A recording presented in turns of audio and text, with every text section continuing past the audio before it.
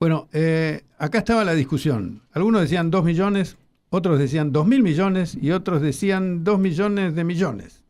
La pregunta es, ¿cuál es la cifra? Bueno, la cifra es millones de millones. O sea, Es decir, billones. Billones exactamente, nuestros. exactamente, billones nuestros, tal cual. Pero ahí hay que hacer un par de comentarios, Gustavo, necesario, porque hay que contextualizar Sí. sobre todos los titulares que hemos observado hoy en diferentes medios, porque se la coloca a la provincia de Chaco como la cuarta que recibe más fondos, bajo o por lo menos a mi entender, no un subtexto de mirar la cantidad de plata que recibe, ¿no? Sí. El informe que hace la OPC, que es hasta septiembre, digamos, está un poquito retrasado, ya están actualizados hasta noviembre inclusive, lo que toma es transferencias automáticas, que básicamente es coparticipación, que son leyes especiales, que se transfieren de manera justamente automáticas a las provincias, y toma las no automáticas, que son las que comúnmente llamamos discrecionales, ¿no? Sí. Por transferencias automáticas, es natural que el Chaco siempre esté cuarta, aún sumando las otras, porque tiene el cuarto porcentaje más alto de participación establecido por ley en el año 1988. Ahora Entonces, sí. eso naturalmente genera un de fondos que es muy alto. Sí, o sea que no tiene que ver con una relación actual entre nación y provincia, tiene que ver con el índice de coparticipación.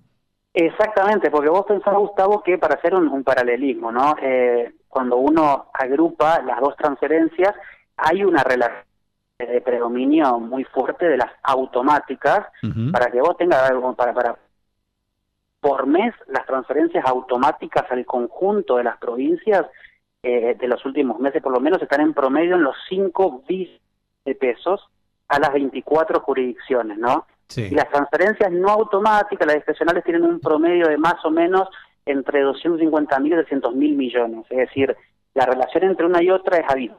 Sí. Entonces, el Chaco tiene el cuarto porcentaje más alto de coparticipación, obviamente va a estar al tope de la lista, aún siendo afectada o perjudicada en el reparto de las otras transferencias de las discrecionales, que son las que surgen de una buena relación política o no con el gobierno, porque justamente depende de que el presidente o el ministro ponga el gancho para que llegue la plata. Claro. A diferencia de las otras que llegan de manera automática, ¿no? Entonces, repito, no, el hecho de que Chaco esté en ese tope responde exclusivamente a cómo está configurado el reparto de coparticipación. Después podemos ver, obviamente, hacia adentro cómo se componen esas transferencias, pero para poner los números nuevamente, ¿no? Y acá te agrando el periodo de comparación, a diferencia de lo que hace la OPC, entre enero y noviembre de este año, Chaco recibió 2.6 billones de pesos, son las transferencias automáticas, por lo que es coparticipación y demás, mientras recibió 53.000 millones por transferencias no automáticas, que está mayormente explicado por programas educativos, la mayoría de estos, ¿no? Que ya están establecidos también por ley o por convenios específicos, que si bien no son de reparto automático, tiene cierta sistematización en los envíos, tanto al Chaco como a otras provincias. Ahora, Entonces, una pregunta, Alejandro, de la coparticipación que mensualmente recibe la provincia, ¿qué porcentaje se va en sueldos? Bueno, ahí hay dos cuestiones, o mejor dicho, dos miradas. Depende si vos tomás la coparticipación bruta o la neta. ¿Y qué significa cada cosa? La bruta responde al Chaco por ley. Es decir, el Estado Nacional recaudó tanta plata, de esa tanta plata se distribuye una parte a la provincia, y de esa parte de la provincia un porcentaje tiene el Chaco. Ahora, la provincia del Chaco tiene un problema actualmente, que es el nivel de retenciones que se le hace sobre esa coparticipación bruta. Es como decirte la retención que un trabajador puede tener en su recibo de sueldo, Sí. ponerlo como una comparación. Un código de descuento Siempre, que nos aplican. claro, siempre históricamente las provincias tienen retenciones ya establecidas por ley en muchos casos, porque son aportes a organismos descentralizados, o por ejemplo el aporte al Consejo Federal de Inversiones, o el aporte al Consejo Federal de Impuestos y demás, y también se hacen retenciones para pago de préstamos, créditos, lo que están establecidos ya previamente y normal. Ahora, en el último trimestre, entre septiembre y julio, lo que le quedó al Chaco luego de las retenciones en total de lo que recibió de coparticipación, estuvo en promedio en el 62%.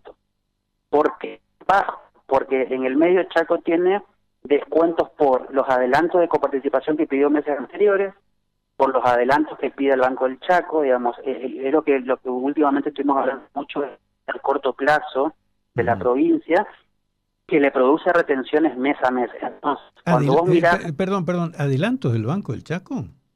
Claro, lo que hace el gobierno provincial es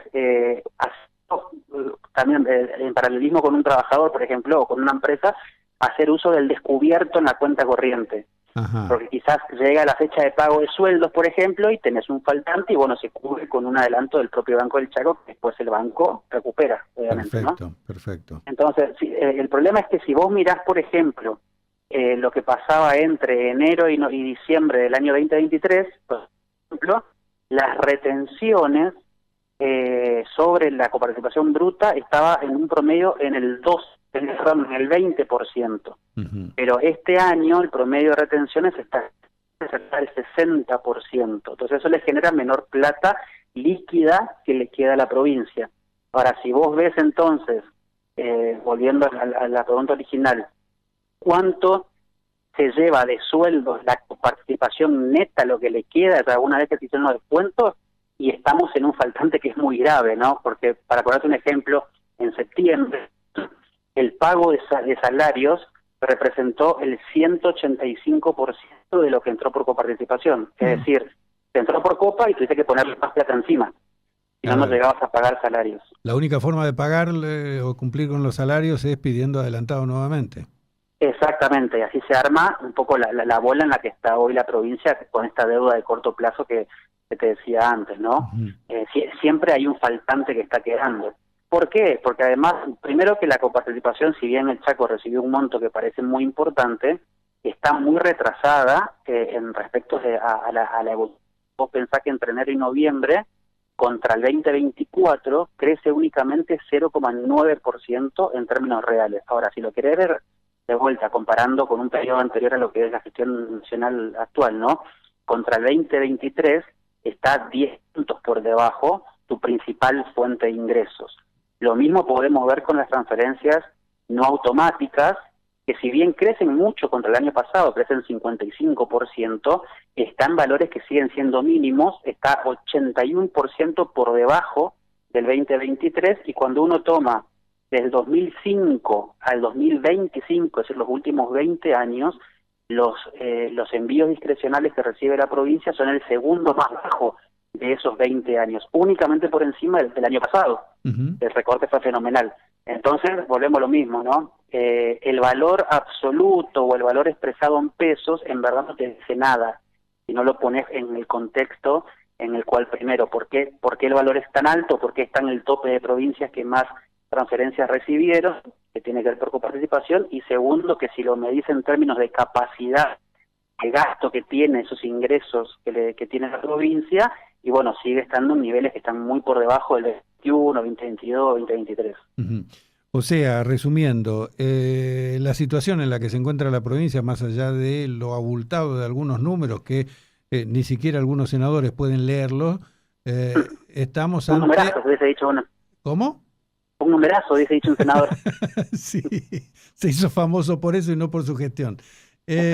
Ahora, estamos ante una situación muy crítica en la cual no alcanzamos a cubrir para pagar los sueldos, y no nos volvemos a endeudar. Es como que estamos financiando con tarjeta de crédito, trayéndolo a la economía individual, pagamos el mínimo y seguimos comprando. Así es, tal cual. Bueno, hace un par de semanas cuando charlamos contigo también respecto al tema de la deuda, que un poco hablábamos de esto, ¿no? Que la solución para la provincia del Chaco viene digamos, se requieren 2 vías, de la cual en verdad están vinculadas por un solo factor, que es la recomposición genuina de los ingresos, sobre todo por coparticipación que tiene la provincia, porque es la principal fuente de financiamiento. Representa cerca del 75% en promedio de los ingresos totales que tiene la provincia históricamente. Entonces, este programa de deuda de corto plazo, es decir, de recurrir a los anticipos de coparticipación, de recurrir a los descubiertos del Banco del Chaco y demás, la solución a eso, para dejar de usar eso, es ingresos por coparticipación empiecen a recomponerse de manera fuerte y sostenible. Si eso no sucede, el Chaco no tiene alternativas que sean sostenibles para poder lograr tener tranquilidad de caja. Puede usar herramientas de corto plazo y herramientas excepcionales como por ejemplo algún título público, las letras del Tesoro de Tesorería que también está emitiendo mes a mes, puede lanzar un bono de consolidación como lo que vimos ahora, ¿no?, para el tema del pago de deuda flotante para proveedores, que también es un respiro de corto plazo, pero no es una solución estructural. La solución estructural viene de la mano de que la economía nacional se recupere, que eso genere mayor recaudación tributaria y que eso genere mayor distribución de recursos a las provincias. Pero acá te hago un paréntesis o un agravante, que si bien está, o por lo menos a criterio personal, está muy bien que la nación avance en reducción tributaria, por ejemplo, como la que estamos viendo para la reforma laboral, donde se bajaría el impuesto a la ganancia para las empresas, y eso va a repercutir en las provincias, porque al recaudar menos por el impuesto a la ganancia, porque cobras una alícuota más chica, los fondos que van a llegar a las provincias van a ser menores también. Hay un cálculo estimado que bajo la reforma que establece la reforma laboral, por ejemplo, por el impuesto a la ganancia, las provincias van a tener en promedio 140.000 millones de pesos menos por mes durante todo el 2026. Ahí hagamos el calculito de lo que le corresponde a Chaco, digamos, y serían por más o menos 6.000 millones de pesos que el Chaco va a dejar de recibir por mes solo por esa reforma. Y después, si vienen más reformas tributarias, ¿no? Entonces estamos en un conflicto, en un cuello de botella que decimos, bueno, que la actividad crezca, genere mayores recursos para la provincia por coparticipación.